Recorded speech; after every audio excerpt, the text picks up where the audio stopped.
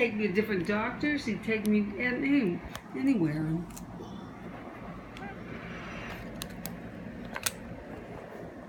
What do you mean? I'm gonna go to the cemetery and pray to him. What? Wait, what do you mean though about that? You don't want to give up hope ever.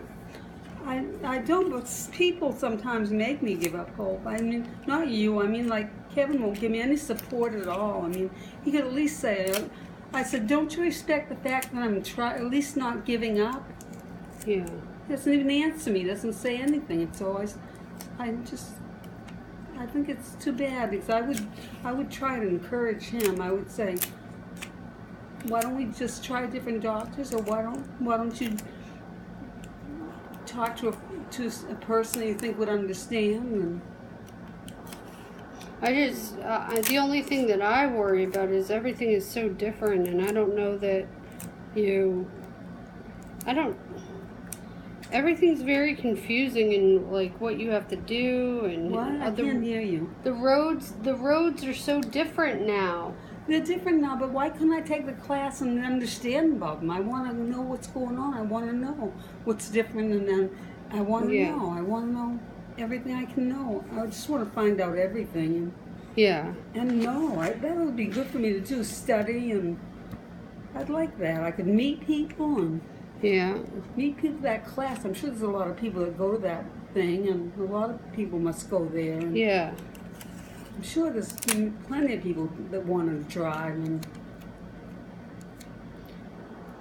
I like to study. I do like to do that, though.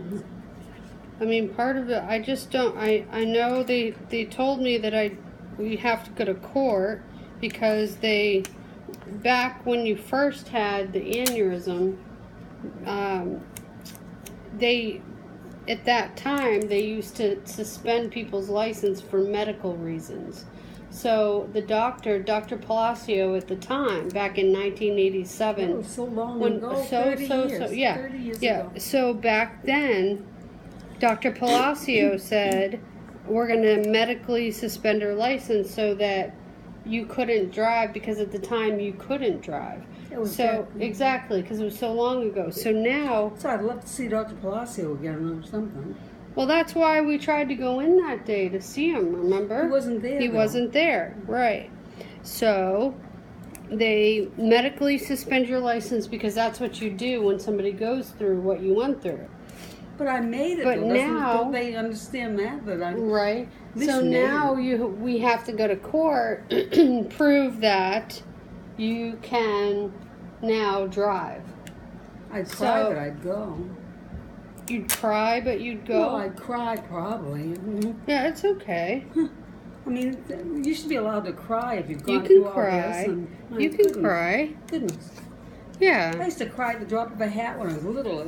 Anything I'd cry. And my dad would say, come on now, what's the matter? What happened? Yeah.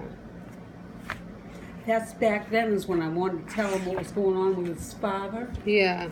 But then not till I was 13, I said, Dad, come in the... Come in